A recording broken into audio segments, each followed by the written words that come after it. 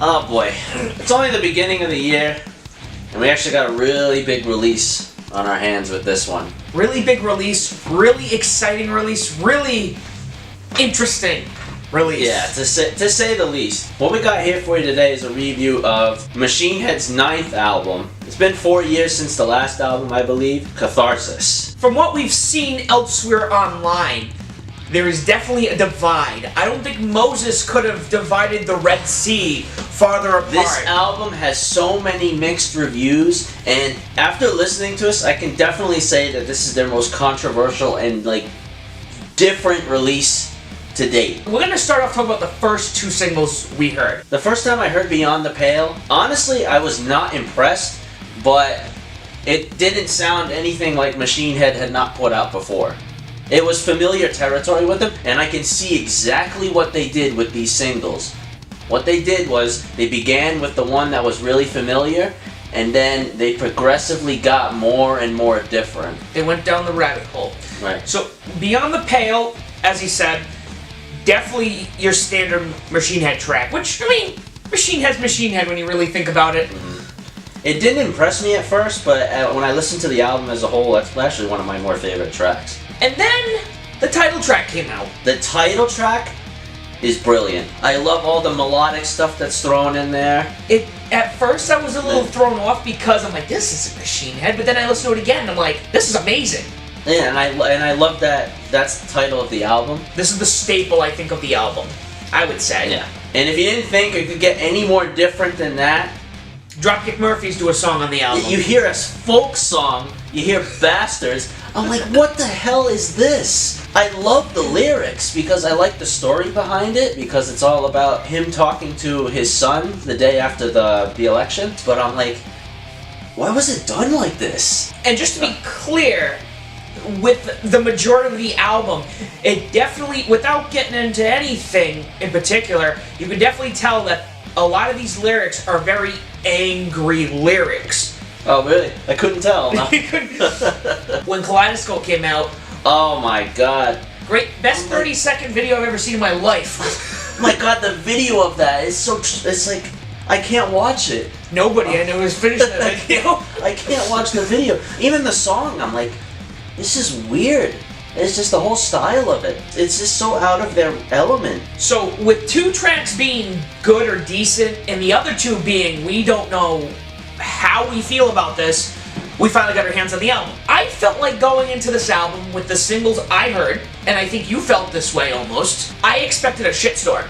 A really bad album. I was expecting this to be along the lines of Magmar, the last Suicide Silence album. I didn't expect it to be a terrible album, but after I heard Kaleidoscope, I was worried. The first song on the album, Volatile, just punches you right in the face. It's an opening. Immediately. It's a Machine Head no time to think. It just goes right in with, quote, fuck the world, right in there, and it just gets wicked angry from there on out. If you couldn't tell that Rob Flynn is angry, you can hear lyrics on Volatile such as, sick of the racists, sick of this shit, sick of them telling me it's immigrants, sick of the phonies on my phone screen, sick of the NRA trying to scare me. There's a lot of the songs do sound like Machine Head. The biggest problem with the music is the songs that are really, really awesome, that sound really rockin', like Triple Beam. Oh, God. Or California Bleeding, which I would say, personally, is the worst track on the album. Horrible track. Half the music sounds like he's back in college, doing a lot of drugs and getting head in the car.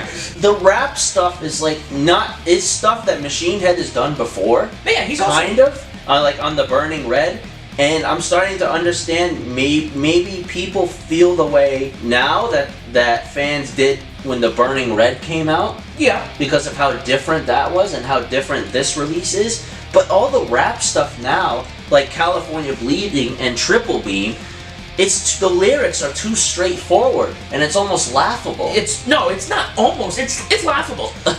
It's laughable. Songs like Hope Begets Hope and Screaming at the Sun are songs that I really like, and they don't stray too far from what Machine Head has done. No, it's familiar territory for them. Generally the middle push into the end of the album, it sounds almost like a Machine Head album. Honestly, I really like Behind a Mask.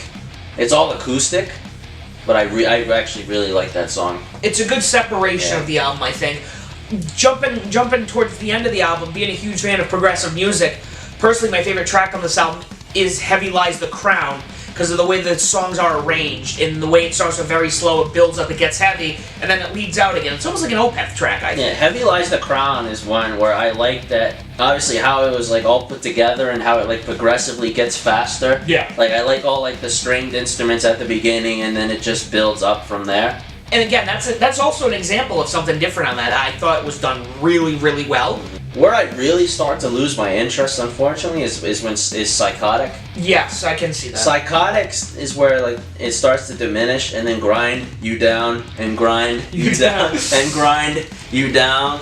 But again, then you have songs like Razorblade Smile, which are really good, but or Eulogy. Eulogy just... Oh my god. My biggest problem, and a lot of these bands do this, I don't know if it's a label thing or what, but there's a lot of bands out there that put these very mellow tracks at the end of the album. Well, and another problem with Eulogy is that it uses the same lyrics from Bastards. Yeah, it's like a reprise. It's like, you could have ended, I think they could have ended the album a lot better than with Eulogy. There's a lot on this album that could have been left out, I would argue. The lyrics could have been better. Some of the lyrics I love, some of the lyrics I do not like. Again, I think it's about just being too straightforward. With a lot of music, it's better to have that metaphor in there, because it's up to your own interpretation. But when you're singing about, like, drugs and, like, having sex with women and, like, stuff like that, I don't know, that's just, for me, that's a little, like, too personal, and it's just too, like, and maybe that's straightforward. Maybe that's his, I know Rob, Flynn there, I know he does listen to rap. He is a rap fan. So I know if that took account into when he was writing this album. And then he needs to take out the Fuck the World off of Volatile. Had that not opened the album, because I almost wanted to laugh. Really? Yeah. I almost wanted to laugh, because I was like, Rob, okay, I know you're mad. This is what I tried to explain to a handful of people.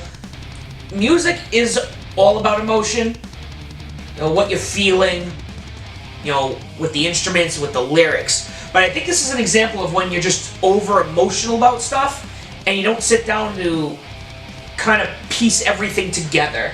So, it's the album, I like a lot of it. It sways like back and forth for me.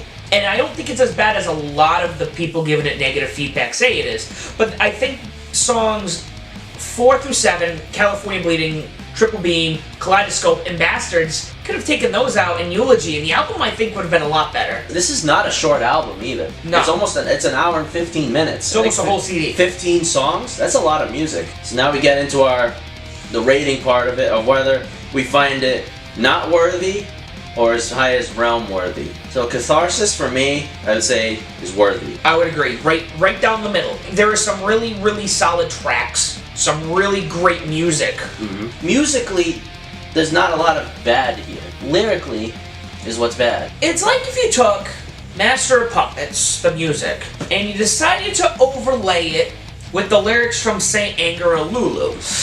That's bad. That is bad. The music is great. The lyrics suck. And now, the age-old question that we ask at the end of our reviews is, does it Dadcore? And by definition, Dadcore is what middle-aged older guys in New Balance shoes listen to when they're pushing the strollers. Best done while you're filing your taxes and mowing your lawn. Does Catharsis Dadcore? Nah. But what do you think? I think it almost Dadcore's. Oh, I think it's close. No. Very close. Let me explain to myself. This again, like we said, there's some really, really good, great moments on this record. But Rob Flynn is like tiptoeing next to the Dadcore line. And if there wasn't a wall built there, keeping him from his own anger, yeah, it would have been a Dadcore album. It's not, but it's really close. Well, I hope you guys liked the video. Definitely like our page, subscribe to the channel, like the video. Yeah. Share your thoughts on Machine Head with us. Share your thoughts definitely on Catharsis, because this is an album where I really want to hear other people's thoughts on this, because so much going on with this one, so much to talk about.